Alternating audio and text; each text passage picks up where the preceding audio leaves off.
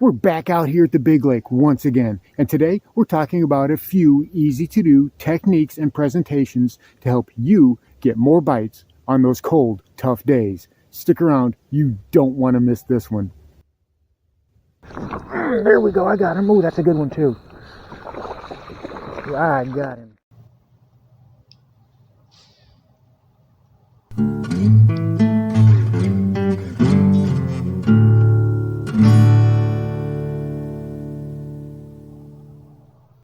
And here is this video's featured comment.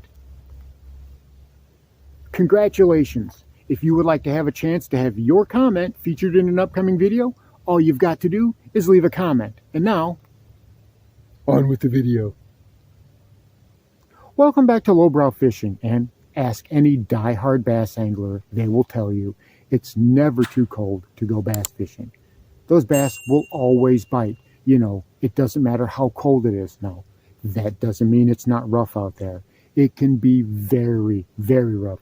Today, here in South Mississippi, well, it's about 36 degrees right now, and that wind is really, really biting. Now, I know a lot of you are laughing at that, but you know what? For here, that's very, very frigid temperatures. And like we talked about before, that's relative. The bass that are living here, they don't like that cold water, and it can really mess up their pattern. It really throws them into a different kind of funk. And when those bass get into that type of funk, especially when they're getting into their winter pattern, that can really change the game. That can really change how we need to approach fishing for them. So right about now, this is what I'm going to try to keep things simple. I'm not getting cocky. I'm not getting cutesy with it. I'm going with some very reliable techniques that I've used in the past, with one caveat, one exception, but we'll get into that. As we talked about in the last video, well, I'm going with some more crazy colors as far as my soft plastics and even my baits go, right?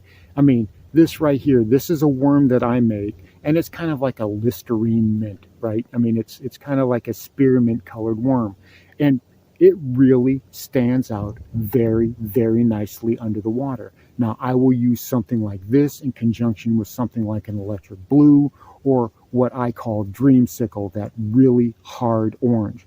And in the cold water, as we move up, even into the pre-spawn, those bass are really attracted to those bright, garish colors. You would be surprised. You know, one of the things that I'm fishing a lot now, especially going down seams right near in that intermediate zone we talked about, that zone 2, where the water is about 8 to 15 foot deep for most of my lake. It could be a little bit deeper, it could be a little bit shallower, but the point is that's where the vegetation starts to break up a little bit. That's where those laydowns, where those trees, where you're getting to the very ends of them, right? And you're hitting that line. Well, I like to use something like this lipless crankbait along there, but if you notice, it's very garish. This is a very loud color. Even though that water is cold, even though that water is clear, I'm using something like this. And this is one of the ones that I've made where I've stiffened the rattles by putting in super glue and baking soda. You know, I've drilled a hole in the bottom of it and I've stuffed it full of super glue and baking soda. But this color, this loud color, along with a regular type of shad color, but something that's reflective, something that can be easily seen. As I said in the last video, bass right now are keying in on vision more than they are their other senses, because that's easy. If they can see it and it's right there, then chances are they don't have to chase it. And if they don't have to chase it, well, then they don't have to expend a large amount of energy trying to consume it. And if bass have to expend a large amount of energy, well, for the most part, right now, they're not going to do that. Now, there are some exceptions. If we have 3 or 4 sunny, warm days that warms up that water just a few degrees, gives those bass a little bit of energy, they may start chasing shad again. We saw that in the last video I did, where there were shad busting right there at the bank. But those are exceptions and not really the norm. But like I said, I'm going really, really simple right now. Something like a regular swim bait. I've got a 3.25 Rage Swimmer on a 1/8 ounce regular, I think that's an angler tungsten swim bait head. It's just a 1/8 ounce, regular screw head. I've got it on usually 10-pound or 12-pound fluorocarbon on a 7-foot medium heavy with a moderate fast tip. That's what I'm working with this. And that way I can feel those bites. I can feel those weaker bites in the wintertime. And even when you do hook into a fish, most of the time you'll find that you are skiing them in. You're not going to have a lot of a huge fight.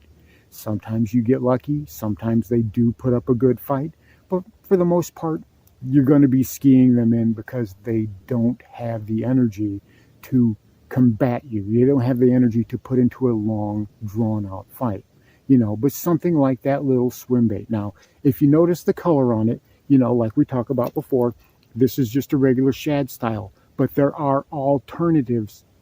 Sometimes I'll go with something that's chartreuse and really stands out, even in clear water. Sometimes I'll go with something that's got a dark blue, a dark green hint to it, and those work exceptionally well. Like I said, right now, those bass are keying in more on their vision. And whenever we can use, crazy colors like this, right? I use electric blues and I use those sorts of things, not just in my plastics, but with all of the baits that I'm using in general. I'm making less noise and I'm using more garish baits.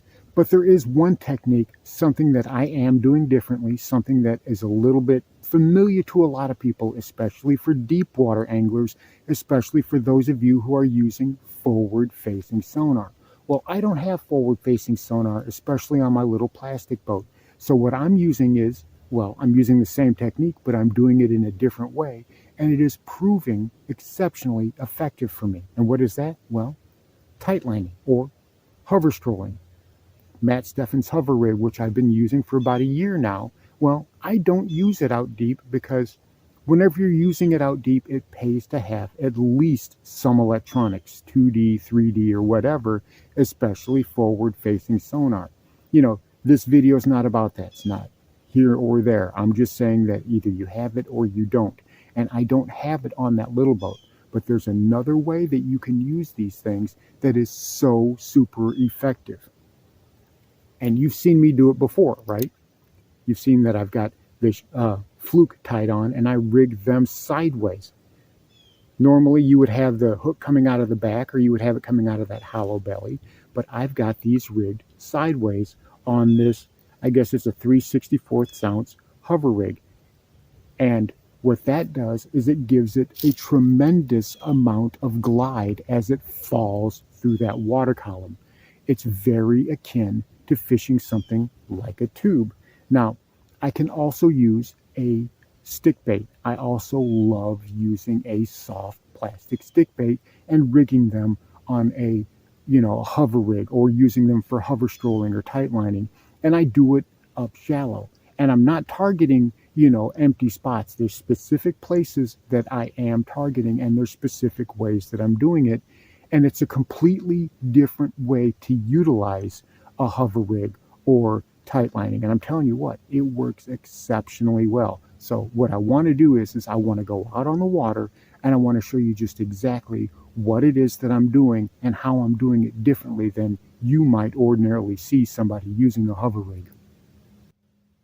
Alright, I've got this hover rig that's kind of got this spearmint colored worm on it. I kind of make these myself.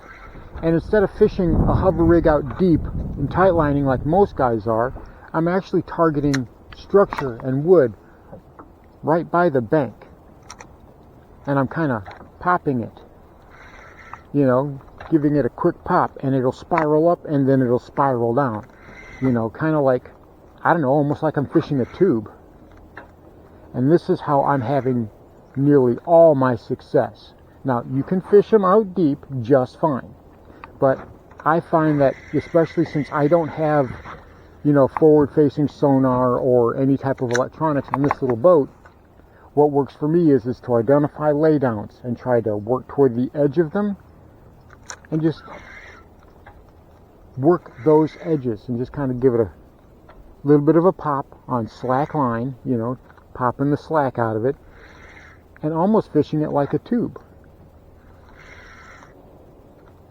and it comes through just fine. I haven't had a problem with it, you know, getting hung up on the wood or anything.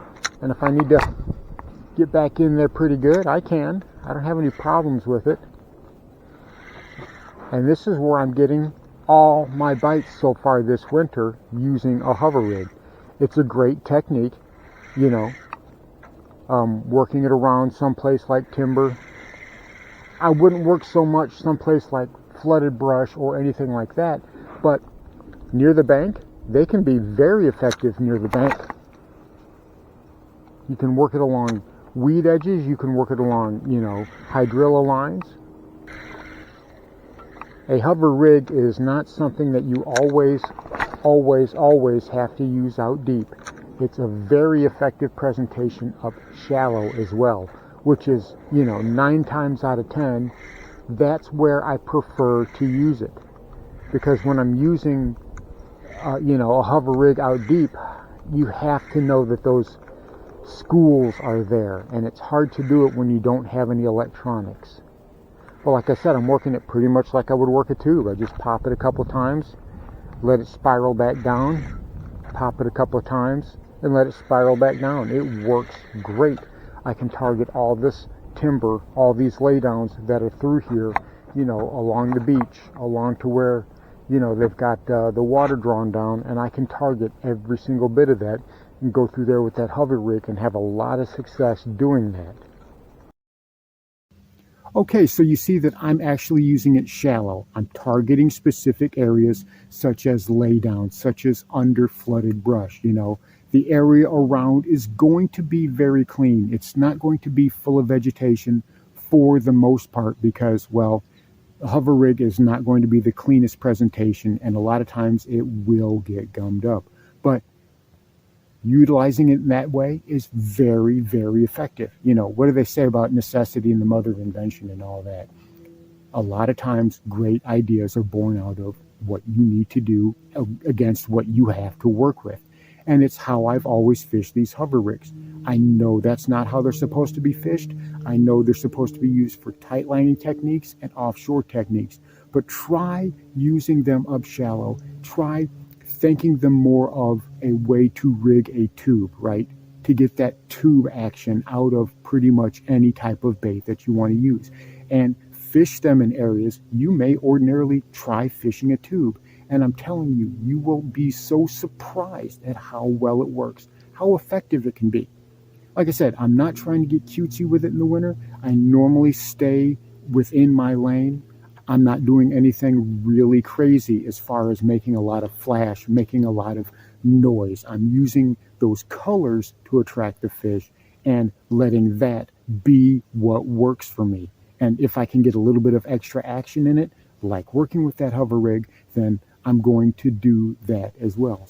So as we go through the drudge of winter, as things are hard, as the bite gets hard and it's really cold to be out on that lake, keep things simple. Trust me, even if you're dragging a jig or using a Texas rigged worm, let the color be what stands out as far as your presentation, and you'll find that that will get you much farther as far as getting bites and consistent bites, rather than trying to make a bunch of noise or a bunch of flash, which right now will more than likely just be very off-putting to those fish. So there you have it, a few simple tricks and presentations that I use to eke out a few extra bites every time I get on the water. Because let's face it, right now bites are at a premium, and every single bite that we can get, well, that's a great thing to have. Thanks for watching Lowbrow Fishing. We'll catch you in the next one.